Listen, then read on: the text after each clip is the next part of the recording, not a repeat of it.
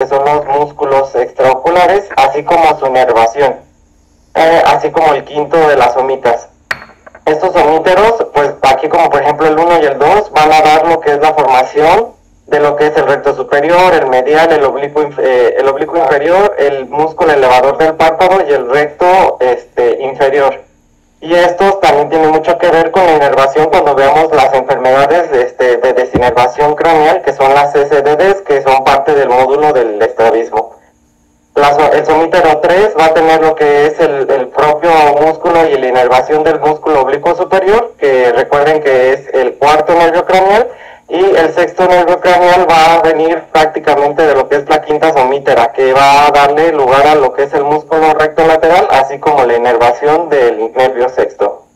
Sabemos que en la sexta, séptima semana se va a empezar a formar la tróclea. Ahorita vamos a hablar un poquito más de esta estructura. Y es la estructura que se involucra en los síndromes, por ejemplo, de estrabismo de Brown o el síndrome de Brown. La formación del músculo elevador del párpado desde las fibras del recto superior, se va a hacer la separación a partir del cuarto mes. El doctor Tasman y colaboradores mencionan que a partir del tercer mes, la fibra muscular se envuelve en una fibra de colágeno que va a generar una fascia, y estas van a generar condensaciones vasculares y perineurales. Al quinto, sexto mes, estas islas capilares, tejido adiposo, se va a formar y vamos a tener la posición final de los músculos extraoculares, que son prácticamente pues los 6 que se van a ver a continuación. Esto es en cuestión como una embriología de lo principal que tenemos que entender, que prácticamente provienen del mesodermo paraxial y de la cresta neuronal. Pero dentro de su histología vamos a identificar que hay 2 capas, la capa vulvar y la capa orbitaria. La capa vulvar normalmente va a tener unas terminaciones empalizadas que son como propias, cada una va a tener una inervación que esto hace rico al músculo extraocular para la contracción más rápida, y esto pueda tener un movimiento sacádico para que se pueda como reajustar o refijación del globo ocular. Y la capa orbitaria pues va a ser más, la gran mayoría de ellas, y va a ser 40 al 60%, y estas van a tener pues una formación de una miosina especializada para la contracción rápida durante la fisiología de los músculos extraoculares. Esto toma mayor importancia debido a que hay algunas patologías de alteraciones miogénicas que van a generar estrabismos de origen neuronal o miogénico, que van a generar esta disminución en la contracción y alteraciones en los movimientos sacádicos. Algo que toma mucha importancia en el estrabismo, en los músculos extraoculares, es que tenemos un músculo con mucha mayor vascularización debido a que tienen una gran función de contracción, un menor componente conectivo con una rica cantidad de elastina, y esto tiene que ver como si fuera una liga. Entonces al momento que nosotros contraemos el músculo, la elastina permite que se vuelva a recuperar su longitud, y esto haga que los ojos se recuperen después de la contracción, cuando nosotros intencionadamente lo hacemos al mover los globos oculares. Y su metabolismo pues prácticamente es oxidativo y glucolítico, debido a que necesita grandes cantidades de energía para mantener el movimiento ocular. Estas son las fibras musculares extraoculares de los mamíferos, en las cuales pues sabemos que hay orbitarias y globales, y estas en la morfología pues se van a diferenciar en si son pequeñas, si son con inervación individualizada, con muchas mitocondrias, si tienen pocas, y esto toma la importancia de lo que les menciono, que tienen que ser músculos que estén preparados para la contracción inmediata y la refijación de los vellos que tienen. Entonces observan esta microscopía confocal, en el cual desde barrido se observan pues varias estructuras dentro de los globos, de los músculos extraoculares, que van a permitir que se forme toda esta energía para la contracción. Aquí es pues el número de fibras musculares que se han reportado. Este es un estudio del doctor Yeul y colaboradores, en el cual se identificaron que la gran cantidad de fibras van a estar principalmente en el recto medial, luego en el recto lateral, que son los principales músculos extraoculares que van a generar los movimientos, y así por subsecuente el superior y el inferior de los tipos de recto, y esto va a cambiar dependiendo de la edad, como pueden ver aquí a los 17 meses, 4 años, 57 y 96, cómo se va modificando la cantidad de lo que son las fibras musculares. Y esto aquí conllevaría, pues, a, por ejemplo, la patología del Saguinay, que es un ojo que se empieza a hacer cada vez más flojo o más guango por el envejecimiento natural. Muy bien.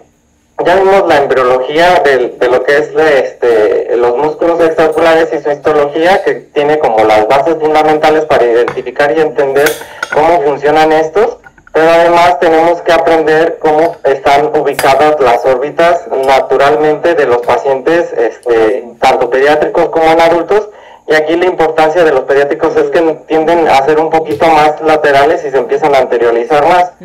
Pero siempre las órbitas van a ser prácticamente como lo observan en el diagrama de su derecha, en el cual pues van a generar un ángulo de 90 grados las paredes laterales, y van a ser prácticamente con una exposición hacia las laterales. Y esto quiere decir que durante el reposo los globos oculares toman su posición anatómica natural y van a tener a la tendencia a una exotropia.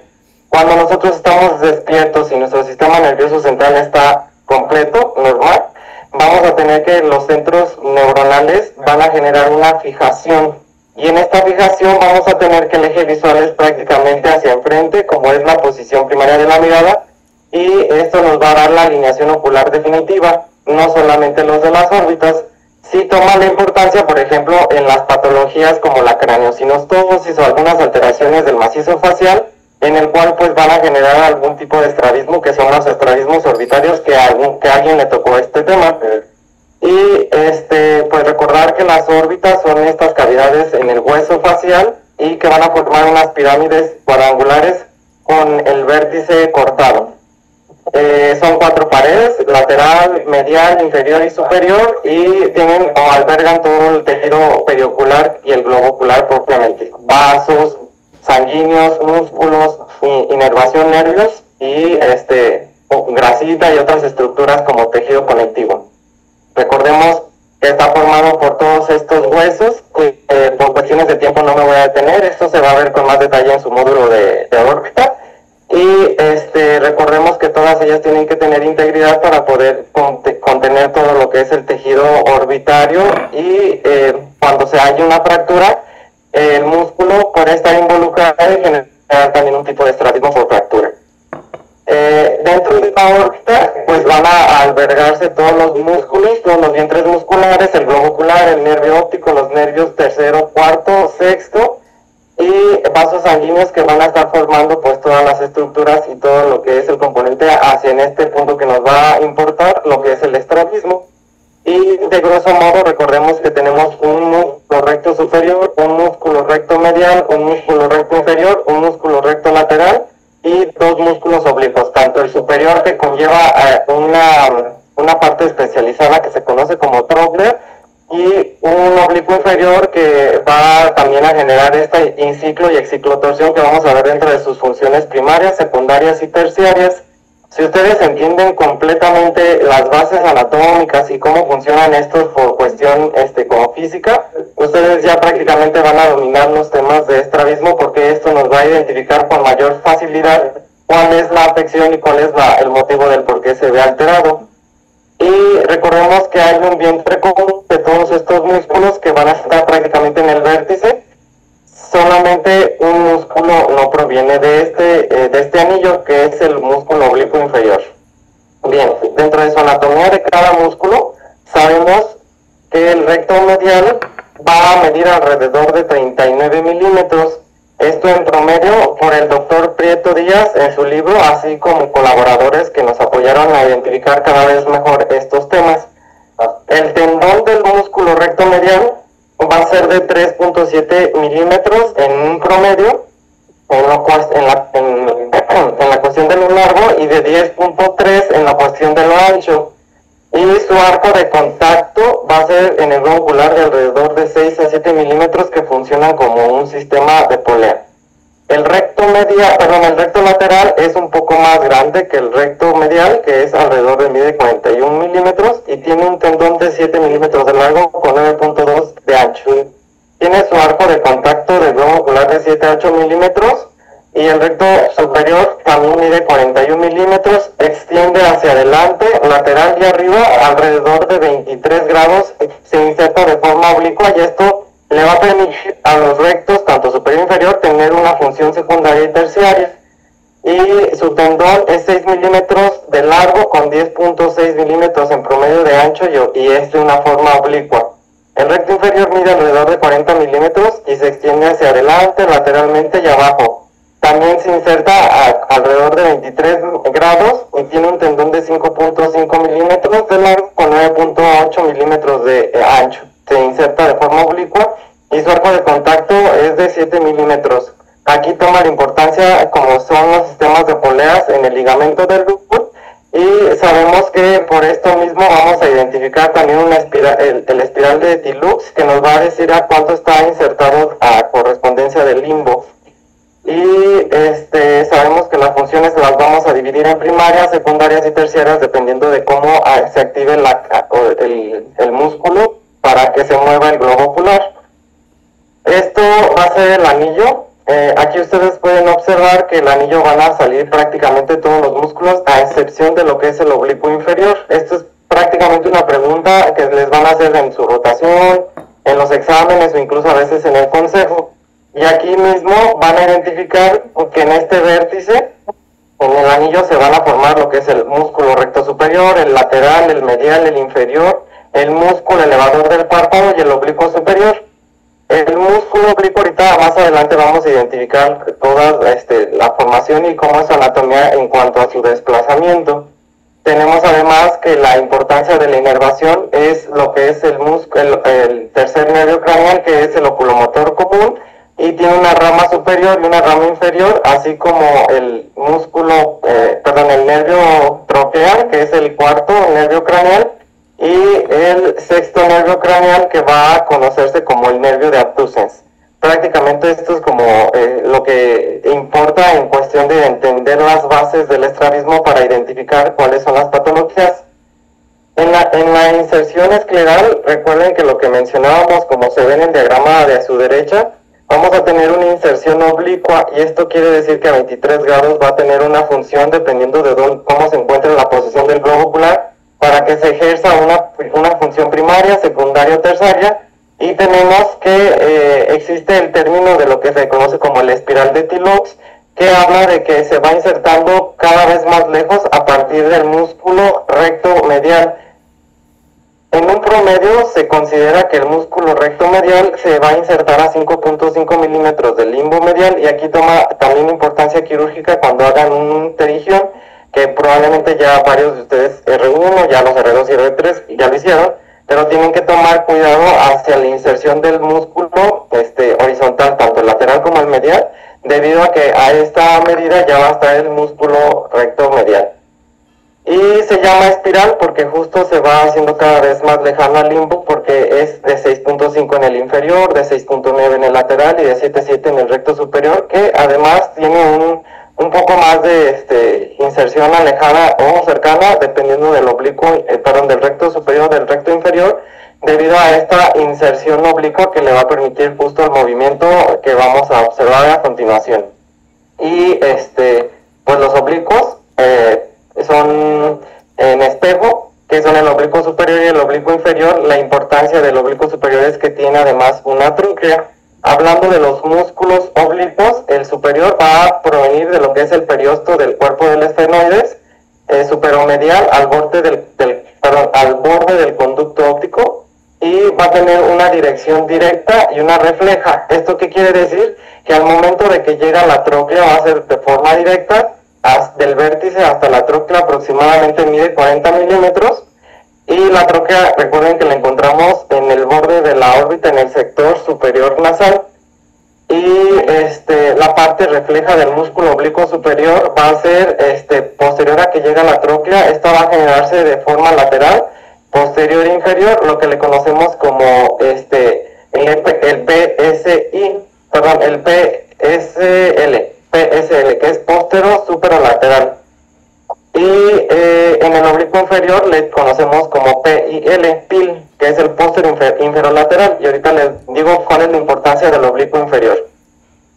En la forma refleja, pues va a tener un grado de 51 a 54 grados, y esto va a permitir que su función primaria sea prácticamente la ciclo en ciclotorsión, que ahorita lo vamos a identificar, y toda la parte refleja es una gran formación de tejido conectivo conocido como tendón del músculo oblicuo superior, que son 10 milímetros por detrás de la tróclea, y son estas fibras como anacaradas que se van a ver cuando hagan una cirugía en el oblicuo superior. Se inserta por debajo del recto superior en el octante póstero superior lateral, lo que les mencionaba, en el octante PSL, y en el oblicuo inferior es en el octante PIL. Ahorita lo vamos a identificar. Normalmente son a 11 milímetros la inserción de lo que es el limbo. Y en el oblicuo inferior vamos a tener que se va a originar del ángulo inferomedial detrás de la cresta de lo que es el hueso lagrimal, o sea, detrás del reborde orbitario del hueso maxilar. Va a medir alrededor de promedio 38 milímetros y va a tener un ángulo de 75 grados en el eje de la órbita con 50 grados en el eje antero-posterior. Su inserción final va a ser en el sector lateral inferior y se va a insertar en el octante PIL, póstero-inferolateral. Esto va a ser detrás del ecuador. La importancia clínica aquí es que va a insertarse justo por detrás de lo que es la área macular. Entonces aquí sí tienen que tener mucho cuidado en los manejos quirúrgicos de lo que es el oblicuo inferior, debido a que puede llegarse a afectar la vasculatura del de la mácula. Y esto es un diagrama en donde se encuentra justo la inserción del oblicuo inferior. Vean cómo pues es posterior al ecuador, inferior y lateral. Recordemos que la mácula se encuentra sobre la zona lateral, o sea, en la parte temporal. Entonces, la importancia clínica es que en el octante PIL, octante posterior inferior lateral, se va a encontrar la zona macular, y hay varias variaciones anatómicas en este rectángulo que el doctor Prieto Díaz nos pone, que se han identificado como distintas variaciones en la inserción del propio músculo oblicuo inferior.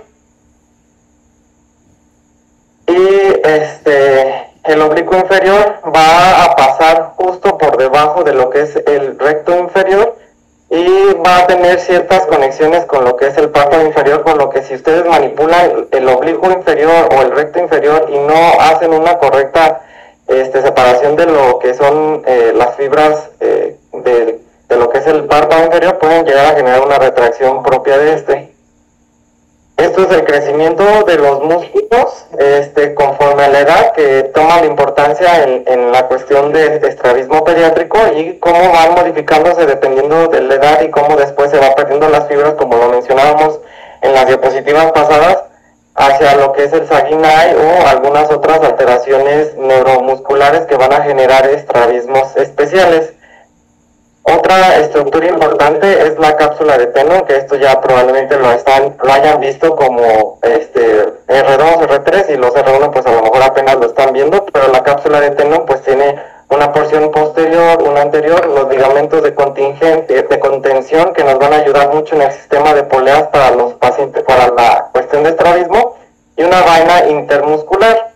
Entonces, identifiquen cómo los músculos extraoculares pues están en una constante relación con lo que es la cápsula de Tenon, y justo cuando hacemos una cirugía de corrección de estrabismo, pues tenemos que hacer una penectomía para poder ingresar al vientre muscular.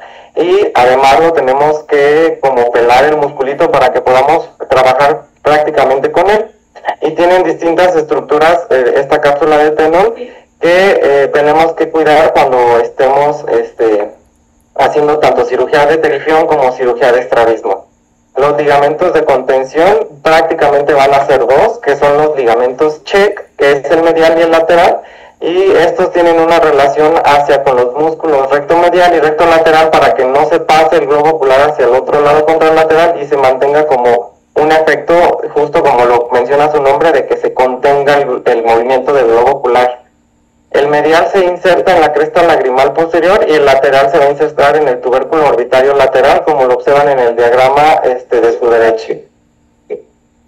El sistema de poleas es todo este sistema que va a ayudar justo como al andamiaje de lo que son las fibras musculares, y que el globo ocular, si se han puesto a pensar o lo leyeron en los libros, está prácticamente flotando en la órbita, no se está recargando sobre nada, sino que tiene que estar flotando de esta forma con la cápsula de Tenon y todos estos sistemas de poleas para que se puedan mover hacia distintos planos que los vamos a ver en la fisiología.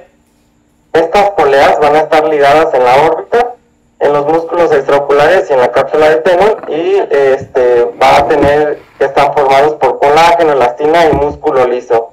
Se van a insertar en la capa vulvar del músculo extraocular, como vimos en la histología, y tienen una contracción que va a desplazar la polea de forma posterior para evitar que también sobrepase lo que es movimiento natural del globo ocular.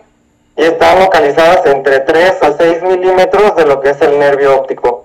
Todo este sistema de poleas se puede observar de esta forma, en el cual, si se fijan, el globo ocular, que es donde está el puntero, pues va a estar prácticamente flotando sobre la órbita, debido a que los músculos extraoculares y el sistema de poleas permite que se mantenga aislado este globo ocular sobre las paredes. No es como que el globo esté recargado principalmente en el piso de la órbita. Y dependiendo del corte anterior o más profundo, van a identificar que hay distintas estructuras que van a ser cada vez más complejas conforme se van acercando a la porción medial del ecuador. Y estas mismas van a permitir que se formen distintas estructuras. La vascularización de lo que son los músculos van a provenir de las ramas musculares de la arteria oftálmica de forma lateral y superior. Vamos a tener que la rama muscular de la arteria oftálmica va a irrigar el recto lateral, el recto superior, el oblicuo superior y el elevador del párpado. Mientras que una rama de la arteria oftálmica, de la arteria lagrimal, va a provenir, la arteria lagrimal va a provenir a irrigar lo que es el recto superior, parte, y el recto lateral, parte. Cada músculo va a tener dos, vasos sanguíneos, y solamente el recto lateral tiene un vaso sanguíneo. La arteria infraorbitaria va a inervar el músculo oblicuo inferior, y el drenaje venoso va a provenir prácticamente como una red vascular que va a drenar toda la sangre hacia lo que es la vena oftálmica superior e inferior, para llegar luego al sistema cavernoso para el drenaje a todo el sistema corporal. Vean estas fotografías, estos diagramas, en el cual pues se identifica la arteria oftálmica como gran parte de lo que son las formadoras de las arterias musculares, tanto del recto medial como del lateral, y toda la red venosa que conlleva al drenaje superior e inferior a lo que es el el seno cavernoso, y esto a su vez pues a las distintas estructuras intracraneales hacia el sector también de lo que es el sistema venoso de todo el cuerpo. La inervación va a provenir del tercer nervio craneal, el cuarto y el sexto. Esto es muy importante cuando vean todas las oftalmoplejías y pues cuando vean los síndromes alternos del tallo, que tienen una mayor importancia hacia qué afección de qué nervio puede estar afectado desde su núcleo, lo que es todo el trayecto del nervio óptico, o lo que es ya propiamente la inervación del músculo. Y el tercer nervio craneal, conocido como el nervio oculomotor, aproximadamente se han determinado que tiene 24.000 axones de fibras motoras y parasimpáticas que van a funcionar en la contracción de la gran mayoría de los músculos extraoculares. Tiene su núcleo en el mesencéfalo, a nivel de lo que son los colículos superiores, y tienen que estar, se están presentes en la porción ventral de la sustancia gris periaquedectal, que van a tener un origen aparente en lo que es la fosa interpeningular. Esto pues van a tener un trayecto hacia lo que es la cavidad orbitaria, y van a tener una inervación hacia lo que son los músculos elevador del párpado, al recto superior, al recto medial, al oblicuo, al oblicuo superior, no, el oblicuo inferior, y el oblicuo, el recto medial inferior, al recto inferior. Y además pues tenemos que el subnúcleo del tercer nervio craneal va a tener subnúcleos que se conocen como dorsales, ventral, dorsal intermitente y ventral. Cerca de esto, para lo que es la inervación simpática, va a ser el núcleo de Edinger-Westoff, que va a generar alteraciones pupilares, y cuando justo se afecta esta zona de lo que es parasimpáticas, perdón, cuando se afecta esta zona del tallo cerebral, vamos a tener justo la clínica de ptosis, parálisis, una exotropia y una alteración en la pupila cuando es completa la parálisis. Y pues estas son las estructuras que normalmente inerva el músculo, el nervio craneal tercero. Recordemos que tiene una relación grande con lo que son lo que es la arteria basilar y la circulación de las arterias posteriores cerebrales, por lo que cuando se ven afectadas las pica y la AICA puede generar estos tipos de síndromes de tallo alterno, así como la arteria cerebral de la carótida interna, perdón, puede provocar ciertas oftalmoplegias provenientes de un síndrome del seno convexo. Este es otro diagrama en el cual podemos observar las distintas estructuras, que por tiempo no me voy a detener mucho, sino que simplemente todas se ven afectadas por cierta inervación o por alteraciones propias de los músculos primarios, lo que es el movimiento extraocular. Estos son parte de la inervación de lo que habla el tercer nervio craneal, que va a inervar los músculos que ya hablamos, el nervio cuarto y el nervio sexto, que van a inervar el recto oblicuo superior y el recto lateral, que es propiamente del cuarto y del sexto. El nervio troqueal va a provenir de la sustancia gris del mesencéfalo caudal en esta zona, y vamos a tener que hay un colículo inferior. El colículo inferior, a nivel del colículo inferior vamos a tener el nervio troqueal, un piso del acueducto cerebral, un complejo caudal del tercer nervio y un origen aparente en la porción posterior e inferior, que va a tener que recorrer todo el núcleo, perdón, el tallo cerebral hacia lo que es la porción de la cavidad orbitaria para que se forme la inervación al músculo oblicuo superior. Alrededor de 1100 fibras de inervación van a ser las que provienen de este nervio, y van a generar la inervación del músculo oblicuo superior. Aquí es como se observa hacia dónde se encuentra, y es esta porción en la cual pues es el único que va a salir posterior a nivel del colículo inferior, y se va a dirigir hacia la cavidad orbitaria para inervar el oblicuo superior.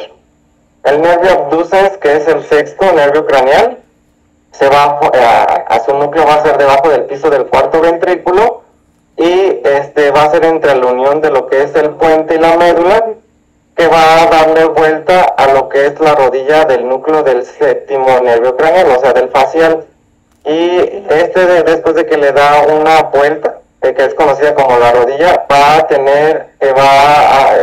salir de manera anterior hacia lo que es la cavidad orbitaria para inervar el músculo recto lateral. Estos axones motores van a inervar el recto lateral, así como también forman parte de lo que es el fascículo longitudinal medial para hacer un cruzamiento para tener justo la mirada conjugada completa con el fascículo longitudinal medial. Estos son parte de los nervios del tercero, el sexto y el cuarto, que nos van a formar toda la inervación de los músculos extraoculares que mencionábamos, que tiene que tener el globo ocular para que pueda hacer completamente sus movimientos. Y ya casi para acabar lo que es la anatomía, sabemos que la nomenclatura la vamos a observar en que una exoforia se abrevia con una E mayúscula, una endoforia va a ser una X mayúscula, y, perdón, aquí es al revés. Exoforia, que solamente se presenta en ciertas ocasiones la desviación, es una X mayúscula, y cuando es una endoforia, que solamente se presenta la endodesviación, en ocasiones es una E mayúscula. La hiperforia es una H mayúscula, y cuando ya tenemos que son tropías, es una XT hacia una exotropia, endotropia una ET mayúsculas, y una hipertropia es una HT mayúsculas. Cuando hablamos de hipotropia, que es la desviación hacia abajo, tenemos que es una H mayúscula, una O pequeña y una T mayúscula. La exotropia intermitente, o todas las que son exotropia, endotropia, hipertropia, que tienen el apellido intermitente, van a tener la T en una paréntesis, que nos va a hablar de que la desviación sí se presenta en algunas ocasiones y en algunas otras no. Y eso es cuanto a la anatomía, embriología de lo que son los músculos extraoculares. Y déjenme ponerles lo que es la sesión de fisiología.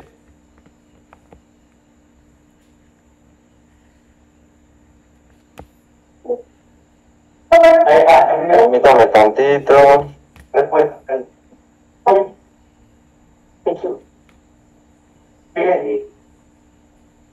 Y aquí vamos a ver lo que son las diapositivas de la doctora Brock. En cuanto a la fisiología, una disculpa porque el viernes tengo que hacer mi presentación del ingreso a la Asociación Mexicana de Oftalmología y no tuve tiempo de modificar esta presentación porque se movió un poquito. En la fisiología tenemos que entender qué son los ejes, sí se ve aquí la pantalla, ¿verdad? Vamos a entender qué son los ejes de Fick, el plano de listing, los arcos de contacto, el campo de acción, movimientos oculares, las dos leyes de inervación, que es la de Herring y la de Sherrington, así como el sistema de control supramental, convergencia y capa, y movimientos capa. Los movimientos van a tener que el centro de rotación no es fijo, esto es debido al sistema de las poleas que veíamos en la clase de anatomía, y tenemos que un paciente metro está normalmente a 13.5 milímetros. Los ejes de Fick nos van a comentar que tenemos un plano en X, en Y y en Z. Y estos planos del listing van a generar que tengamos un movimiento en lo horizontal, en lo vertical y en cuanto a la rotación. Sabemos que cuando tenemos un movimiento horizontal vamos a tener que se le va a conocer como abducción o abducción, y cuando es dentro se acercan a la línea media se le va a conocer como abducción, también conocido como ADD. Y cuando hacemos un movimiento de deducción hacia arriba o hacia abajo vamos a tener que es una elevación o depresión, y cuando se mueve en lo rotatorio vamos a tener que es exciclotorsión e inciclotorsión. Ahorita lo vamos a ver un poquito más, pero esto toma importancia a los ejes de Fick con los planos de listing, que va a ser los movimientos que puede permitir el globo ocular dependiendo de la fijación que nosotros queramos tener. Y pues estos los vamos a tener como en coordenadas X, Y y Z, que a lo vertical vamos a tener al eje de Fick Z, al sagital vamos a tener al eje de Fick Y, y en lo frontal al eje de Fick en X.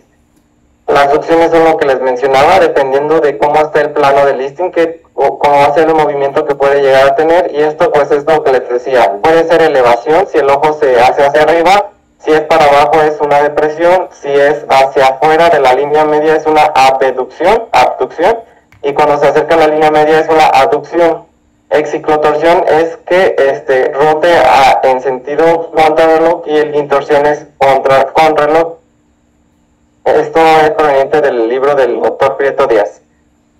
Nuevamente lo que son las versiones o los movimientos que puede llegar a tener el globo ocular, que son de abducción, elevación, depresión, aducción, abducción y la intorsión con la exciclotorsión, que son prácticamente como los opuestos uno del otro.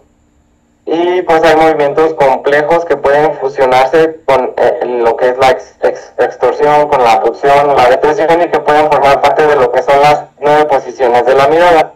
En los ejes Z y X pues van a determinar lo que es el plano frontal, y en este plano frontal tenemos que alrededor de 40 grados se va a poder hacer una elevación y una depresión mayor de 50 grados. En aducción de 60 y en abducción, o sea que se aleja de la línea media, hasta 50 grados. Los planos del listing van a coincidir con el ecuador del globo ocular, y el eje Y va a coincidir con el eje visual de la posición primaria de la mirada. La posición primaria de la mirada va a dar el término de lo que es con la cabeza recta, los ojos mirando hacia el infinito. Va a ser la posición de la mirada de frente o posición primaria de la mirada, que va a ser la que nos va a servir para identificar cuáles son los tipos o la desviación que presenta el paciente para clasificarlo en los estrabismos que vamos a estar viendo en el curso. Y esto es una posición primaria de la mirada, o una mirada de frente en donde el paciente se le pide que vea hacia el infinito con la cabeza recta, y va a ser prácticamente que esté a la distancia de tus globos oculares para ver cómo se encuentra el movimiento o la desviación de estos mismos. Las posiciones secundarias y terciarias pues van a ser prácticamente cuando los ojos giran en las 9 posiciones. Cuando giran en torno al eje Z, perdón, al eje vertical en Z y al eje total en X, de los ejes de Figley, vamos a tener que son los movimientos secundarios, que son las lateroversiones tanto a la derecha, a la izquierda, a la supraversión, a la infraversión, que son las posiciones secundarias, y las posiciones terciarias son prácticamente los movimientos combinados hacia la supradextroversión o la levo-supraversión, levo-infraversión y dextro-infraversión, que van a ser como su nombre lo dice, las posiciones terciarias del globo ocular. Y en cuanto a la torsión, pues sabemos que puede ser una inciclotorsión, que se acercan hacia lo que es la nariz, y una exciclotorsión cuando se alejan de la nariz.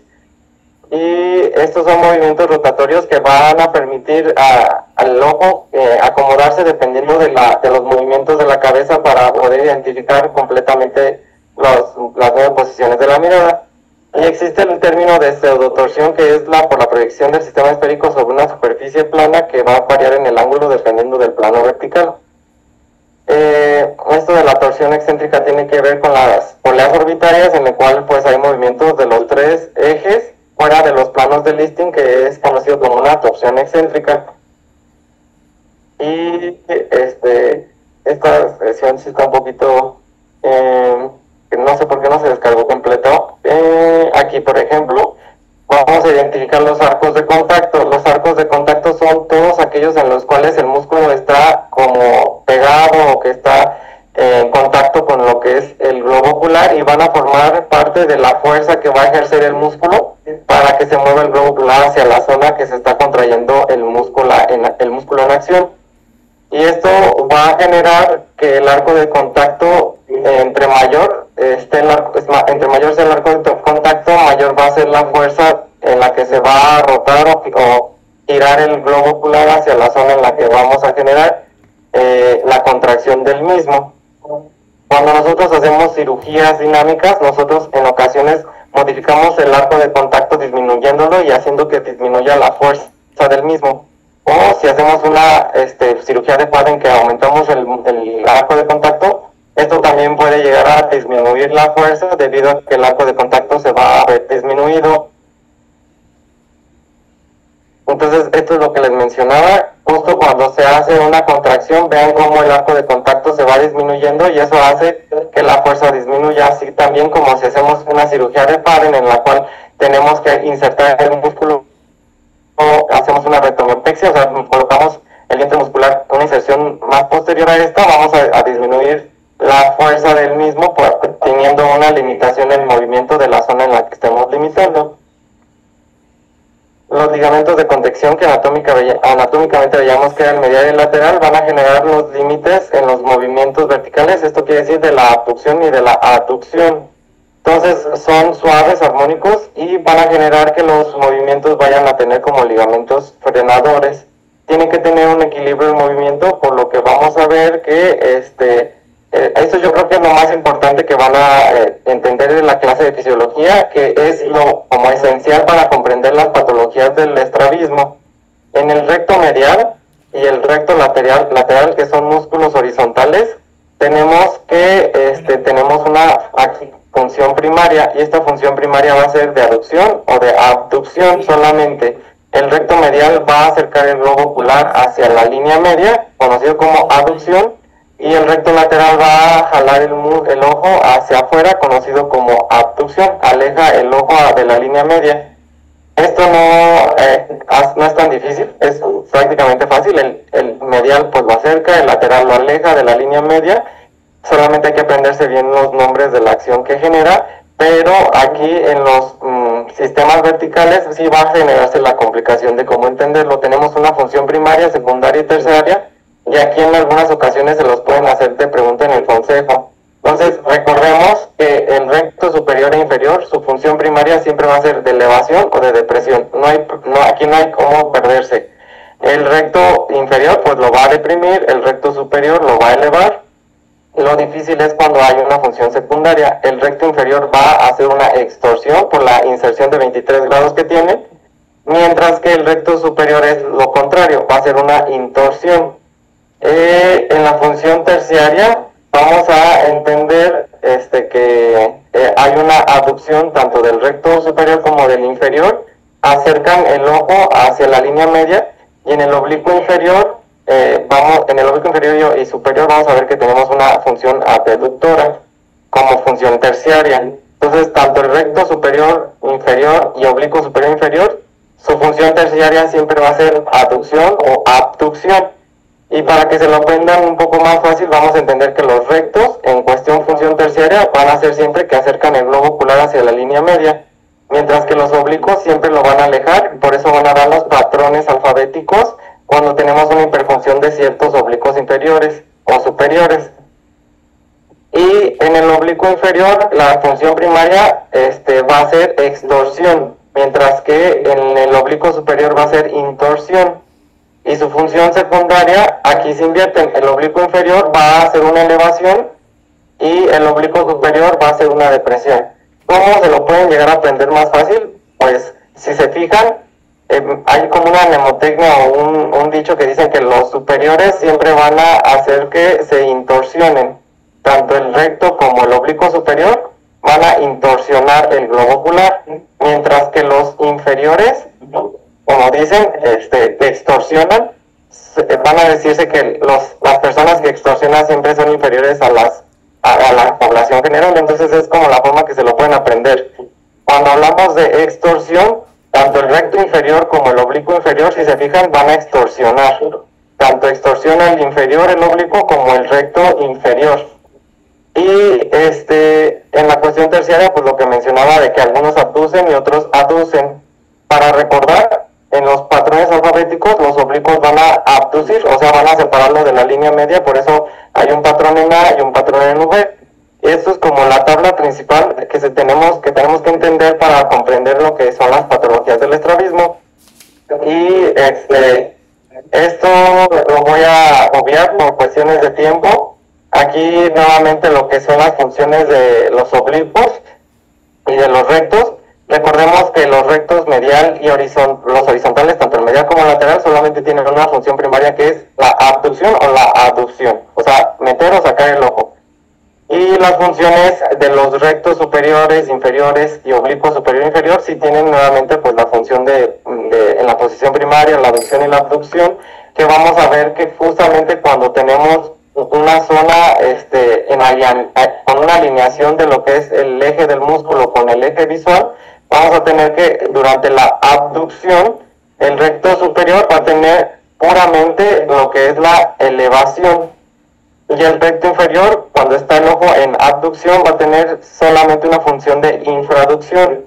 Esto va a tener mucho mayor importancia clínica cuando veamos los patrones alfabéticos, en el cual, pues dependiendo de la posición de la mirada, vamos a identificar cuánto va a ser la función de cada músculo en cuestión del oblicuo inferior o el oblicuo superior. Y el oblicuo inferior y superior van a tener su función prácticamente en aducción y en elevación o en depresión. Y aquí tenemos que entender que hay músculos en los movimientos oculares que van a ser agonistas y antagonistas y sinérgicas que los sinergistas van a hacer que se contraen en el mismo plano para mover la mirada conjugada. Y esto quiere decir que se va a empezar a respetar las leyes de inervación recíproca, que es la de Herring y la de Sherrington. La de Herring va a mencionar que vamos a tener que tener los músculos junta o conjugados que se van a contraer en conjunto y se tienen que relajar los antagonistas. Esto toma la importancia en la cuestión de que tenemos que mover los ojos de una forma como equilibrada, sinérgica.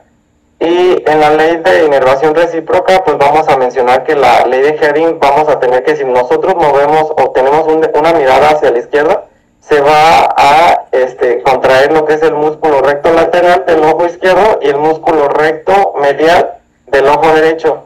Y esto va a hacer que se mueva la mirada hacia la izquierda y va a generar un movimiento de los músculos en junta o conjugados. Y a su vez, la ley de Sherrington nos va a decir que al momento que uno se contrae, el antagonista se tiene que relajar. Entonces, aquí es una situación en un globo ocular. Esto quiere decir que al momento de que se contrae el músculo recto lateral, el músculo recto medial se tiene que relajar para que permita el desplazamiento del músculo. Estas dos leyes van a reinar en los movimientos de las versiones para identificar en qué momento pues pierden su inervación. Y esto pues es lo mismo, no lo voy a ahorita tomar por cuestiones de tiempo. Las versiones pues son los movimientos conjugados en la misma dirección que van a hacer los músculos yunta y van a generarse los músculos agonistas, y los antagonistas se tienen que relajar. Tenemos que puede haber una dextroversión, levoversión, a la derecha, a la izquierda, una supraversión, elevación de los ojos, infraversión, una depresión de los ojos, y los patrones mixtos, dextrocicloversión, levocicloversión, dependiendo de la posición en la que estemos colocando los globos oculares de nuestro paciente. Esto va a tomar un poquito más de importancia durante la exploración que va a ser la siguiente sesión. Las poleas que veíamos en las clases, que son los que permiten que el globo ocular esté flotando, pues van a generar que con la cápsula de Tenon se desplacen correctamente el globo ocular para que permita justo estos movimientos. Y aquí pues toma en el sentido de las poleas el ligamento de Luftwood y el ligamento de Widner, que es el inferior y el superior, la importancia del andamiaje de las mismas. Y por la hipótesis de la polea activa, que es parte de lo que comenta el doctor Demer y colaboradores, no lo voy a tocar. Los tipos de movimiento que pueden ser movimientos acáricos, que son estos movimientos de refijación rápidos, y es en el menor tiempo posible. Normalmente son latentes, no los podemos provocar, sino que simplemente cuando de pronto no aparece en nuestro campo visual, el cerebro como un reflejo va a generar un movimiento sacárico. Y tenemos los movimientos persecutorios o de seguimiento, que estos sí son de fijación y de refijación en el momento de que nosotros estimulamos en un campo visual completo causal, que vamos a tener que es un movimiento suave, una velocidad de alrededor de 45 grados por segundo, y que pueden estar abolidos dependiendo de si está o no dañada todos los centros corticales, que van a generar que tengamos un seguimiento completo. Las vergencias son estos movimientos disyuntivos, que puede ser convergencia o divergencia, que habla de que no se van a mover conforme a lo que habla la ley de Hering, sino que vamos a tener que ciertos músculos se pueden llegar a contraer de manera sinérgica y se tienen que relajar los antagonistas, como es la convergencia, que es el movimiento de los dos globos oculares hacia la línea media, y la divergencia, que es un movimiento pacífico, pasivo, perdón, en el cual se tienen que recolocar los globos oculares hacia la naturaleza de las órbitas. Y estos son movimientos disyuntivos lentos, en el cual pues hay una distancia diferente entre cada uno para evitar o para disminuir la fusión. Y esto sí va a ser completamente como por decisión propia de cada paciente, que es un control supranuclear que aún no ha sido bien dilucidado, bien conocido, pero tiene una misma dirección con un sentido opuesto. Y la divergencia pues es este movimiento pasivo en el cual se recoloca el globo ocular. Lo que mencionábamos, la convergencia, que puede ser esto que comentamos, y tenemos ciertos tipos de convergencia, como es la tónica, la acomodativa, que lo vamos a ver mucho en la endotropia acomodativa, la proximal y la fusional, que la vamos a ver en la otra sesión. Y se me hace que es prácticamente todo lo que quería comentarles de lo que son la anatomía, fisiología y ¿cómo se llama? Y la embriología de lo que es el sistema muscular. No sé si tengan alguna duda ahorita.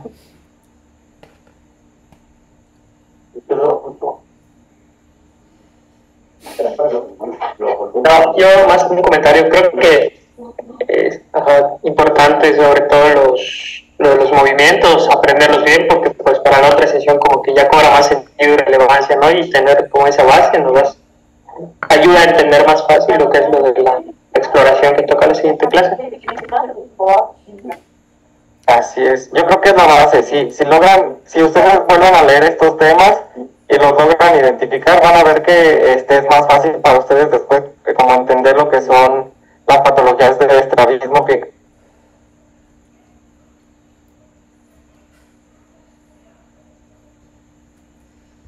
muy importante que se justo esta parte parte de anatomía y los movimientos dependiendo de la función primaria, secundaria y terciaria para que sea para ustedes más fácil.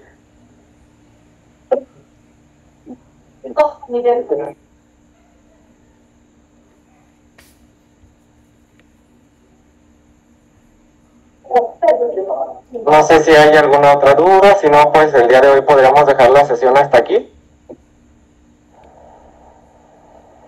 Adiós, Dani.